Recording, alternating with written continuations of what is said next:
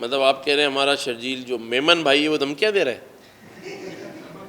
یار کوئی قیامت کے آثار ہیں کہ میمن بھی دھمکی دے گا ہے؟ شرجیل بھائی میرے بھائی ہیں اور میرا ان کے ساتھ بہت اچھا تعلق ہے.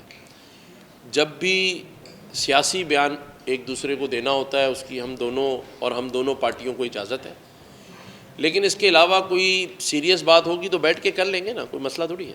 میرے دروازے بھی کھلے ہیں، ان کے بھی کھلے ہیں. ہم سب کو لوگوں کی خدمت کرنی ہے. میرے رہنے نہیں رہنے سیاسی بیان دینے سے کیا فرق پڑتا؟ میں تو ہمیشہ کہتا ہوں اور آج بھی کہوں گا کہ ساری زندگی تو میں نے نہیں رہنا ہے بھائی. ہاں ساری زندگی آپ لوگ یہاں آئیں گے تو آپ لوگوں سے کہیں گے ہم پہلے آتے تھے تو یہاں گیٹ پہ رش ہوتا تھا، یہاں لاکھوں لوگوں کو روزگار کے مواقع، راشن ملتا تھا، بچے یہاں پڑھ رہے تھے. دیکھیں میں ہمیشہ کہتا ہوں کہ یہ مت دیکھیں کہ بات کون کر رہا ہے.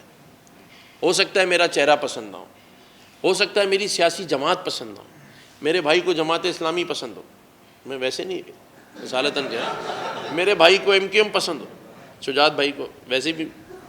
تو یہ تو سیاسی جماعتوں کی لڑائی نہیں ہے.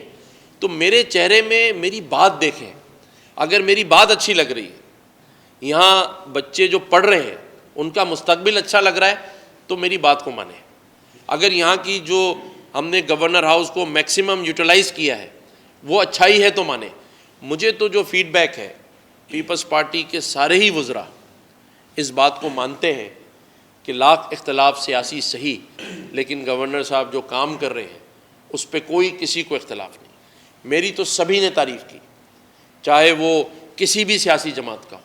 کل رات کو ہم UAE کے نیشنل ڈے میں تھے اسلام آباد میں، مجھے ہمارے جو انفارمیشن منسٹر ہیں انہوں نے بڑی تعریف کی کہ آپ ماشاءاللہ بڑے ایکٹیو ہیں میڈیا پر، آپ کی کوریج ہر چیز، میں حیران ہوتا ہوں.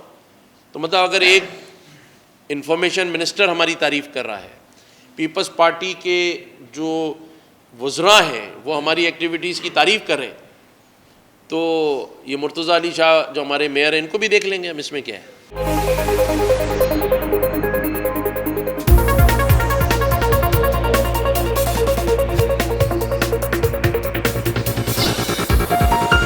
میٹرو ون نیوز، ہر پل کی خبر.